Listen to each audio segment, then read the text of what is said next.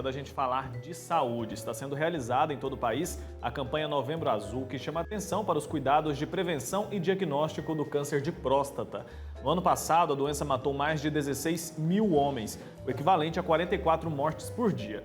Eu vou conversar mais sobre esse assunto agora com o presidente da Sociedade Brasileira de Urologia Seccional Goiás, o Dr. Paulo Goulart, que está aqui no nosso estúdio. Doutor, seja muito bem-vindo. Muito obrigado. Um bom dia a todos. Doutor, que assunto sério, né? Embora seja uma doença ali que a gente sabe que atinge muitos homens por causa do medo, por causa da falta de conhecimento, ainda tem uma dificuldade para diagnosticar precocemente? Pois é, o câncer de próstata é a segunda doença mais prevalente nos homens. Só perde para o câncer de próstata não melanoma, câncer de pele não melanoma. Então, se tratando de órgãos internos, é o câncer mais comum nos homens. E tem esse mito todo, né? E eu acredito que isso começa desde a adolescência, quando o garoto sai lá do pediatra, fica sem médico. E aí ele aprende que não precisa de médico e que só precisa ir ao médico quando sentir alguma coisa. Então é muito complicado isso daí. Então vamos falar das consequências dessa falta de prevenção, dessa falta de cuidado. O diagnóstico precoce é fundamental, né, doutor, para que a doença seja curada. Exatamente. O câncer de próstata, se ele for diagnosticado nas fases iniciais, ele tem uma cura em torno de 90%. Ao passo que, se a gente esperar ter sintomas, 95% dos casos já estarão em fases avançadas. Então, a gente perde a possibilidade de cura se a gente esperar sentir alguma coisa. Quais são os principais problemas que o senhor identifica no consultório na hora ali de atender um homem que pode estar com esse problema, um homem que não fez as consultas como deveria? O senhor identifica o quê? Vergonha, medo, uma falta de conhecimento? Infelizmente, é cultural, né, esse preconceito, né, com o exame de toque. Então, as pessoas, vou fazer só um exame de sangue e olhe lá. Tem homem que nem faz exame de sangue, né, de rotina, só vai ao médico quando está sentindo alguma coisa. Mas a grande dificuldade que a gente vê é essa questão do preconceito, esse tabu de fazer exame de toque. E o câncer de próstata é uma doença silenciosa, doutor? É totalmente silenciosa, né? O câncer de próstata, geralmente, ele se inicia ao redor da próstata e o nosso canal urinário passa bem no interior da próstata. Então, como é distante o local onde ele se inicia, ele não dá sintoma nenhum, o indivíduo está urinando bem e está lá com câncer de próstata. A gente vê essa grande dificuldade que o homem fala assim, não, eu estou urinando bem, eu não tenho nada. Ele pode não ter uma próstata crescida, mas o câncer pode estar ali. Está explicado então. E quais são os sinais de alerta? A gente sabe que ele vai começar a dar sinais, como o senhor mencionou, depois que já está no estágio avançado, não é o ideal que aconteça. Mas a pessoa, quais são os primeiros sintomas ali que aparecem? Que a pessoa precisa se atentar e correr no médico? Exatamente. Na verdade, para a gente ter uma cura, isso aí é o ideal que não sinta nada, né? Mas o indivíduo com câncer de próstata avançado, ele pode ter dificuldade urinária, ele pode ter dor óssea, né? O câncer de próstata, geralmente vai para os ossos, né? Então é muito triste. Indivíduos aí que estão fortes, né? Passa um pouco, o indivíduo já está na cama, não consegue andar, deambular, fora a dor óssea que isso causa, casos até que ficam paralíticos, né? Por conta de o câncer espalhar para os ossos, né? E uma vez para os ossos, não tem jeito de você tirar o osso, né? Então, não tem jeito da gente falar em cura, tem jeito só de falar em controle. E isso é muito triste, é muito complicado deixar acontecer isso por um simples preconceito. Exatamente, falta de cuidado consigo próprio, né, doutor? A gente tem uma pergunta aqui, o Alan Vitor, de Nova Iguaçu, no Rio de Janeiro, perguntou o seguinte: meu pai teve câncer de próstata, fiz uns exames para saber se tinha alguma questão e descobri que minha próstata está um pouco grande, porém o médico falou que está tudo bem. Mesmo assim, devo me preocupar? Tenho 32 anos. Pois é, o câncer de próstata nada tem a ver com próstata crescida. Então, o câncer de próstata pode nascer numa próstata pequena. Então, a preocupação dele não deve ser pelo tamanho da próstata, e sim pelo parente dele que teve câncer de próstata. A gente sabe que o indivíduo que tem pai ou irmão com câncer de próstata, ele deve começar anualmente esse rastreamento aos 45 anos. E a população geral a gente fala 50 anos, mas esse aí que tem o pai que teve câncer de próstata deve começar aos 45. Com menos disso, com idade inferior a 45, a pessoa precisa se preocupar? É possível a pessoa desenvolver câncer de próstata ali com menos de 40, por exemplo? Possível é, medicina nada é 100%, mas não faz nenhum sentido o indivíduo com menos de 40 anos, menos de 45 anos, ficar procurando câncer de próstata. Como eu disse, né, qual o tempo de vida de um homem com câncer de próstata? É uma doença de progressão lenta? Sim, o câncer de próstata, graças a Deus, geralmente ele é lento. Existem vários tipos de câncer de próstata, alguns mais agressivos, outros menos.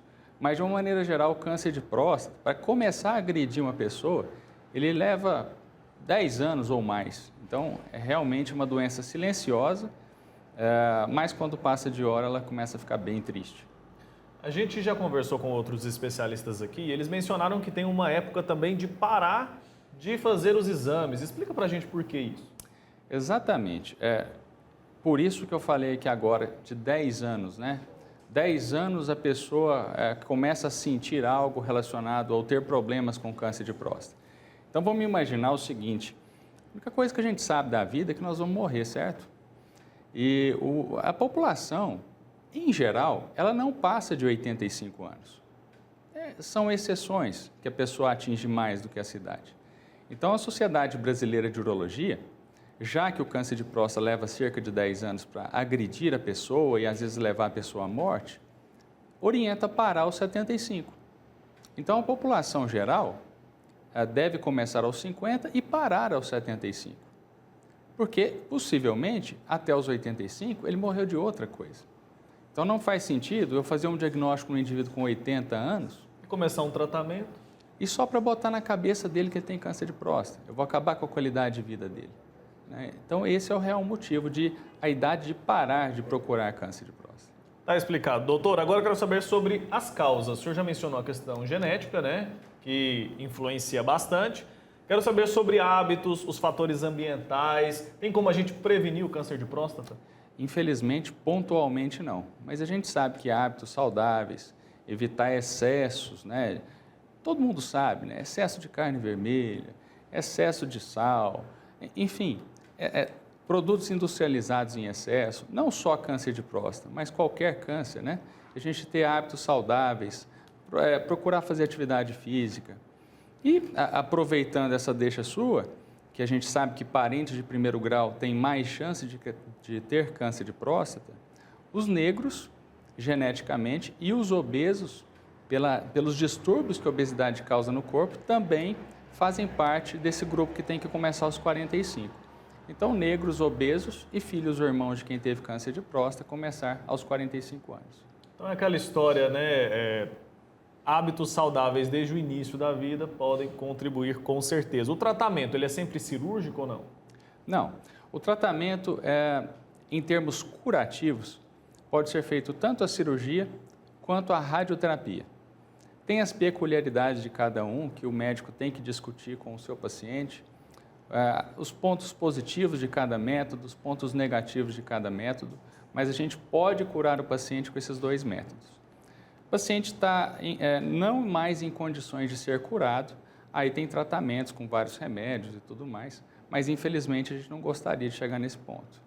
Doutor, vamos falar sobre a questão do diagnóstico. Acho que é importante a gente aproveitar essa campanha agora para falar bastante sobre esse assunto. Tem gente que está fazendo agora os 45 anos, os 50 anos, chegando na época de fazer esse acompanhamento e segue com aquela brincadeira, aquela piada, aquilo ali que não leva ninguém a lugar nenhum, acaba prejudicando o trabalho de vocês profissionais e prejudicando também a saúde desses homens. O que falar para esse homem que tem medo, que tem preconceito ou que leva na brincadeira essa questão? Pois é, essa história de exame de toque, a gente sempre brinca, principalmente com quem é amigo nosso, né? Pessoa que você não é amigo, você nem brinca, né? Porém, na hora de falar sério, você tem que falar sério com o seu amigo, né? Você tem que querer o bem do seu amigo. Então, brincadeiras no sentido de pejorativas não vão levar ninguém a lugar nenhum, em virtude de ser uma doença que traz muito sofrimento. Né? Então, você, homem, pare com essa coisa boba, né? Exame de toque é um exame indolor, leva mais ou menos uns 5 segundos para a gente procurar algum nódulo na próstata. O exame de toque é para a gente ver se tem algum carocinho na próstata. A próstata, ela tem uma consistência borrachosa normalmente. E o câncer de próstata fica com consistência óssea, empedrada. Então é muito fácil de se ver no exame de toque. Então não é para ter dor, é para levar a vida a sério, é para não deixar passar nada de hora. O PSA, que é um exame de sangue que é muito conhecido, que muitos apenas fazem o PSA, ele pode ter uma falha de até 20%. Então, você jogar a sua sorte, né, a cada 5 exames, um poder de estar errado, por um simples preconceito, eu não vou fazer exame de toque, é algo muito triste, é algo muito sério, né? Então, na hora de brincar, a gente pode brincar, isso é do homem. Mas na hora de falar sério, com quem você realmente gosta, tem que todo mundo ter essa consciência. Então, o senhor já mencionou a questão do tempo, é um exame muito rápido, né, doutor? Que pode, inclusive, evitar um sofrimento de anos ali, a pessoa ficar ali 5, 7 segundos para passar por esse procedimento.